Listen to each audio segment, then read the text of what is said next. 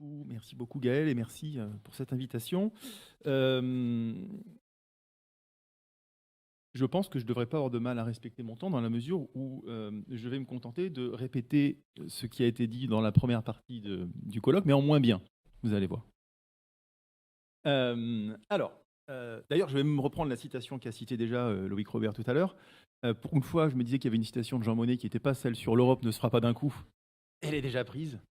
Mais je vais la dire quand même. J'ai toujours pensé que l'Europe se ferait dans les crises, qu'elle serait la somme des solutions qu'on apporterait à ces crises. Donc, a écrit Jean Monnet dans ses mémoires. Et donc la construction européenne et son résultat actuel, donc l'Union, ne sont pas étrangères aux crises.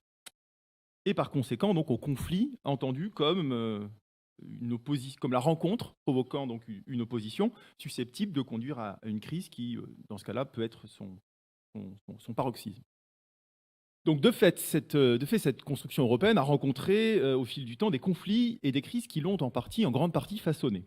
Donc c'est déjà le produit d'une crise, hein, puisque c'est un produit de l'après-Seconde Guerre mondiale, et elle a connu la majorité des crises qui ont animé le continent, qui ont secoué le continent européen depuis la guerre froide, la chute du mur de Berlin, jusqu'à l'invasion de l'Ukraine par la Russie, et donc le retour de la guerre en Europe. Mais on pourrait dire de la même façon que les États européens, qui sont progressivement devenus ces États membres. Mais avec une différence notable, c'est que l'Union européenne, enfin la construction européenne par essence, est toujours en construction. Et donc elle subit forcément davantage les conséquences de ces crises que les acteurs qui sont déjà constitués comme les États. Et donc l'Union est coutumière de ces conflictualités, notamment celles dont je viens de parler, qui trouvent en tout ou partie leurs origines en dehors d'elle. C'est ce que j'appellerais les conflictualités externes pour cette communication. Tout en étant bien conscient que cette notion de conflictualité externe est forcément un peu caricaturale, dans la mesure où plus l'Union avance, plus on a des États membres, plus les compétences se développent, moins on a de crises en Europe qui peuvent être complètement extérieures à l'Union européenne, c'est-à-dire sur lesquelles l'Union n'a absolument aucune influence. Mais je propose de conserver ce terme de conflictualité externe, du moins pour l'opposer à celles qui trouvent leurs origines principalement dans le fonctionnement de l'Union ou dans les relations entre les États membres et l'Union européenne, que je qualifierais donc de conflictualité interne. Alors pourquoi est-ce que je fais cette distinction? Parce qu'il me semble que la façon dont l'Union européenne aborde ces conflictualités n'est pas du tout la même. Si les conflictualités externes sont souvent prises à bras-le-corps, après certes quelques atermoiements de rigueur, elles sont en général transformées à terme en progrès ou en opportunités pour la construction européenne. Alors que les conflictualités internes tendent quant à elles, et ça a déjà été abordé à plusieurs reprises ce matin, à être étouffées, voire ignorées par les principaux acteurs institutionnels de l'Union. En somme, la formule selon laquelle l'Union progresserait par les crises serait valable, mais uniquement pour les crises externes et beaucoup moins pour les crises internes. Alors, je vous propose de vérifier rapidement cette hypothèse avec quelques exemples, d'essayer d'en comprendre les raisons et ensuite d'en mesurer les risques. Alors, sur l'illustration, je serai assez rapide, je vais prendre que des exemples très récents et qui sont d'ailleurs bien connus. Premier exemple, sur les conflictualités externes. La crise du Covid-19. Donc là, on a vraiment une crise qui est d'une source qui est complètement extérieure à l'Union européenne, qui a d'ailleurs au départ entraîné un certain nombre de tensions, voire de conflits entre les États quant à l'approvisionnement en masques, qui aurait pu conduire à d'autres conflits d'ailleurs, liés au vaccin notamment, si l'Union européenne n'avait pas réussi à se saisir de cette opportunité pour transformer cette épreuve en progrès de l'intégration. Donc effectivement, vous le savez tous, hein, mais après un moment de sidération et de repli sur les frontières, l'Union européenne a réussi à produire des résultats significatifs, outre l'achat de vaccins en commun. Elle a adopté ce plan de relance européen, Next Generation EU, dont les personnes à la chaire sont bien plus spécialisées que moi, mais il a été proposé par la Commission. Et ce qui me semble intéressant dans ce plan, c'est que, certes, il est d'un montant important, 800 milliards d'euros, 800 milliards d'euros, pardon, mais il présente la particularité d'être financé pour la première fois par un emprunt européen, donc souscrit auprès des marchés au nom de l'Union européenne. Alors, certes, ce n'est pas la nouvelle opportunité qu'il offre de s'endetter auprès des marchés après l'avoir fait au niveau des États, soit vraiment une nouveauté. Mais ce qui est intéressant ici, c'est que c'est une ressource propre finalement de l'Union européenne que l'Union va devoir rembourser par des propres, enfin, par à nouveau la création de ressources propres, et que c'est peut-être le gage d'une autonomie budgétaire un peu plus importante de l'Union européenne.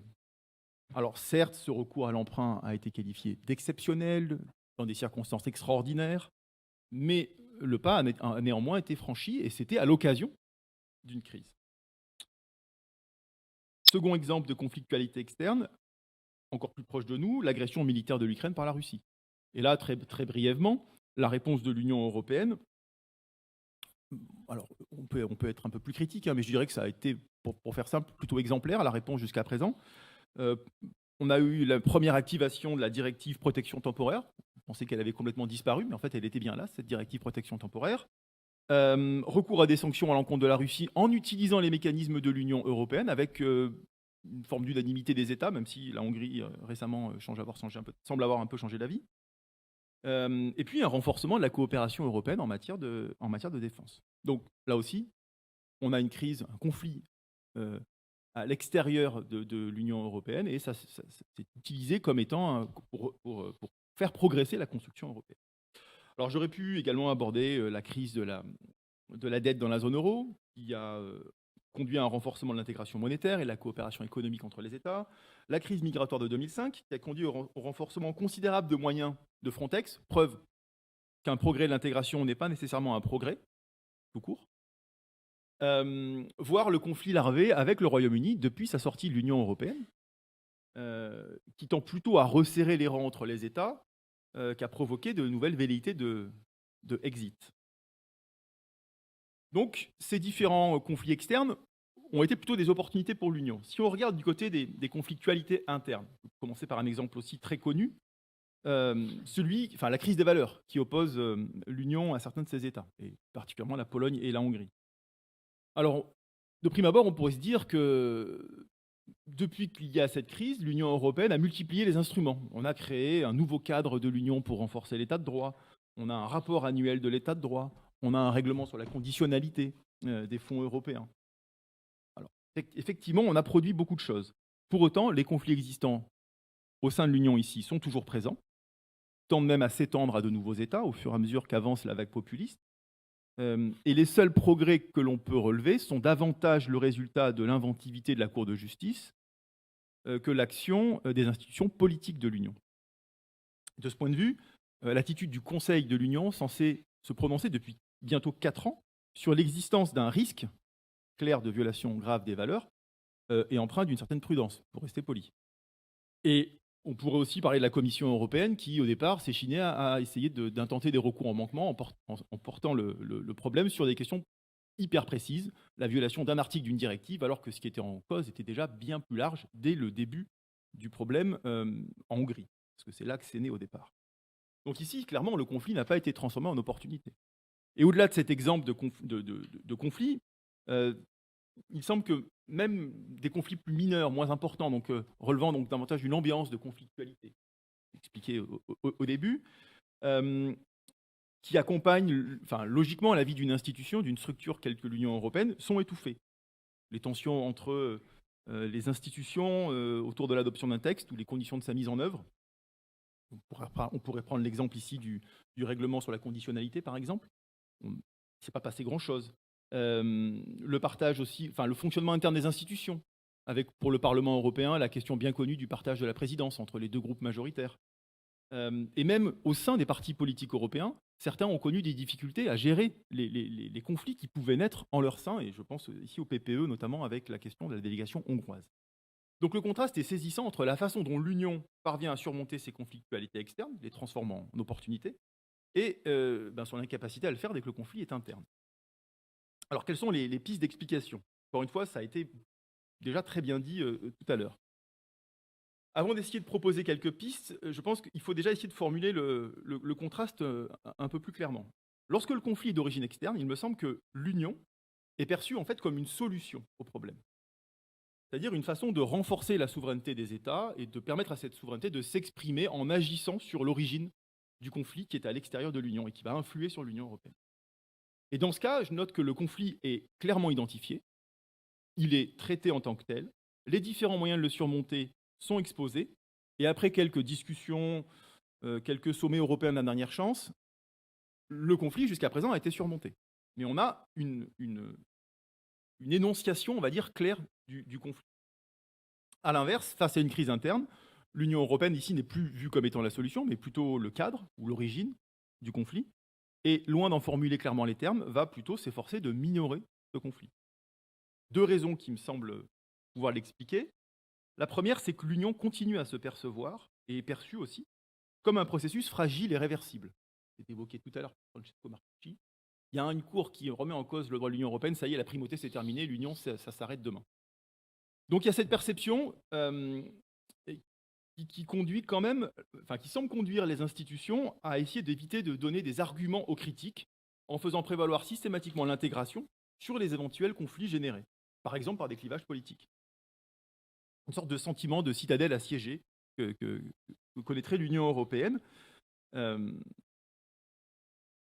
Et donc justement, pour contourner les éventuels conflits liés à des clivages politiques, on a recours, ça a été tout à l'heure expliqué également, en se remettant à l'expertise. C'est une façon de contourner ce problème-là et puis d'essayer de ne pas prêter le flanc à la critique. Deuxième explication, il me semble que s'ajoute à ça une culture politique qui est davantage tournée vers le consensus que la conflictualité au sein de l'Union. Alors pourquoi Déjà parce qu'une majorité d'États membres, et en France on est quand même assez particulier de ce point de vue-là, une majorité d'États membres sont des régimes parlementaires, dans lesquels on a des gouvernements de coalition au pouvoir. Donc déjà, le consensus est quelque chose qui est pratiqué au niveau interne. Et donc ce personnel politique, il travaille aussi dans l'Union européenne. Et par exemple, l'Allemagne, qui fonctionne sur le fondement d'une coalition gouvernementale depuis un moment, c'est le premier contingent des parlementaires au Parlement européen. Et c'est aussi un pouvoir assez important, puisqu'ils sont très impliqués dans les deux groupes politiques dominants du Parlement européen. Donc cette culture politique peut diffuser de cette façon. On a aussi une superposition des clivages, ça a été évoqué, c'est-à-dire qu'on a des oppositions qu'on connaît bien au niveau national, entre conservateurs et progressistes. Alors on pourrait affiner, il y a bien plus de clivages que ça, ils sont plus complexes. Mais on rajoute, dès qu'on est au niveau de l'Union européenne, une couche supplémentaire, c'est le clivage entre pro-européens et eurosceptiques. Donc forcément, ça rend les conflits moins lisibles, peut-être, de l'extérieur. Et puis, enfin, dernier élément, il me semble que la logique d'intégration, la logique même d'intégration qui anime l'Union européenne, vise davantage à agréger les positions, à valoriser la recherche de consensus, de compromis, plutôt qu'à mettre en évidence les conflits existants. Et un exemple assez parlant, il me semble, c'est le changement de comportement des parlementaires français quand ils vont au Parlement européen. Ce qui est quelque chose d'inenvisageable au niveau national devient tout à coup possible de discuter avec des membres de groupes politiques différents lorsqu'on est au Parlement européen. Il semble qu'il y a une sorte de transfiguration des parlementaires avec ce changement de culture politique. Donc tout ceci peut contribuer à expliquer, il me semble, que l'adversité galvanise l'Union, alors que la perspective des divisions internes la paralyse.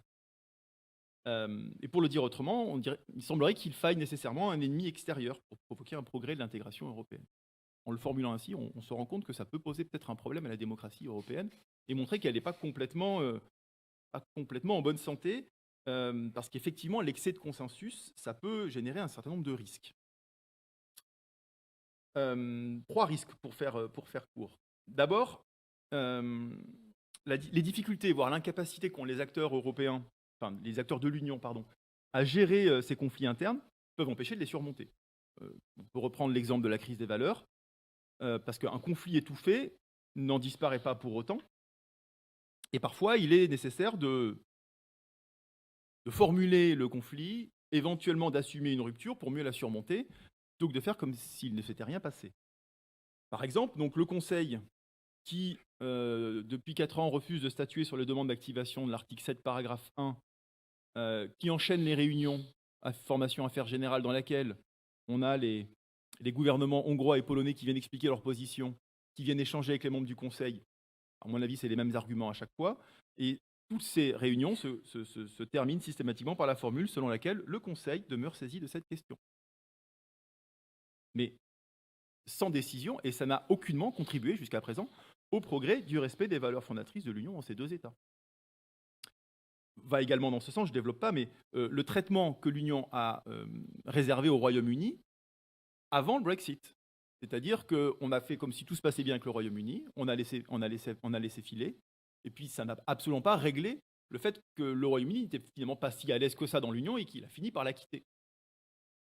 Donc, à trop taire les conflits, on ne va pas pouvoir les régler. Ensuite, plus largement, l'étouffement de la conflictualité interne, euh, comme par exemple la culture du consensus, qui peut prévaloir en matière d'adoption des actes législatifs dans l'Union, peut donner l'impression que les décisions de l'Union européenne ne sont pas le résultat d'un choix politique. Ça a été très bien expliqué tout à l'heure par Cécile Robert.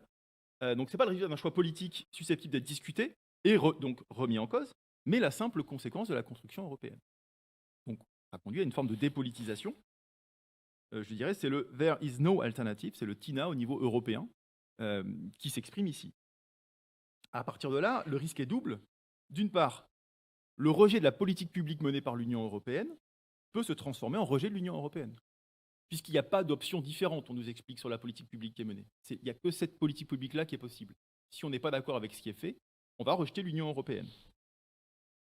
Et d'autre part, le désinvestissement croissant des citoyens européens peut être provoqué par ce type de comportement. Car à quoi bon voter aux élections européennes si on nous explique que de toute façon, il n'y a pas d'alternative? Bref, un mélange de désintérêt, de contestation du projet européen lui-même, donne une belle perspective pour la démocratie européenne. Et il me semble que cet élément, on l'a retrouvé dans une séquence plus ancienne, mais quand même, celle qui a été ouverte par la Convention sur l'avenir de l'Europe, en passant par le référendum sur le traité d'établissement d'une constitution pour l'Europe, et puis refermé par le traité de Lisbonne. Pour le mode circulé, il n'y a rien à voir. Enfin, troisième conséquence, troisième risque, c'est que cette conjonction de crises non résolues, d'affaiblissement de la démocratie européenne, finisse par affaiblir la dynamique qui permet à l'Union européenne de surmonter les crises externes. Parce que pour pouvoir surmonter les crises externes, encore faut-il avoir l'énergie suffisante, d'autant que ces conflits externes tendent à se multiplier, ça a été expliqué aussi tout à l'heure, avec l'avancée du droit de l'Union et son extension à des domaines qui sont bien plus susceptibles de nourrir des conflits que ne l'étaient les réglementations techniques des premières années de la construction européenne. Et donc, l'Union, il me semble, en conclusion, devrait cesser de se concevoir comme étant un processus fragile, pouvant être remis en cause par le moindre conflit. Et elle devrait, au contraire, assumer le fait qu'un conflit relatif à l'une ou l'autre de ses actions ou de ses valeurs ne constitue pas nécessairement une remise en cause du bien fondé de la construction européenne dans son ensemble. Et quand bien même tel serait le cas, taire le conflit, en tout cas, ne permettra pas de le résoudre. Alors peut-être que c'est une vision, j'assume, très, très française de la chose, où, alors j'ai appris lors de l'introduction néo-marxiste, mais heureusement, Céline Spector m'a rassuré, je ne suis pas forcément néo-marxiste si je pense ça, mais en tout cas c'est une vision qui clairement empreinte d'un certain attrait pour la conflictualité, pour ne pas dire le clash, mais l'Union, à mon avis, devrait apprendre à assumer ces conflits internes, à intégrer la conflictualité, comme ça a été dit par Loïc Azoulay, pour mieux les résoudre, mais aussi car ils peuvent être de formidables catalyseurs pour l'intégration, puisse-t-elle différencier. Merci beaucoup.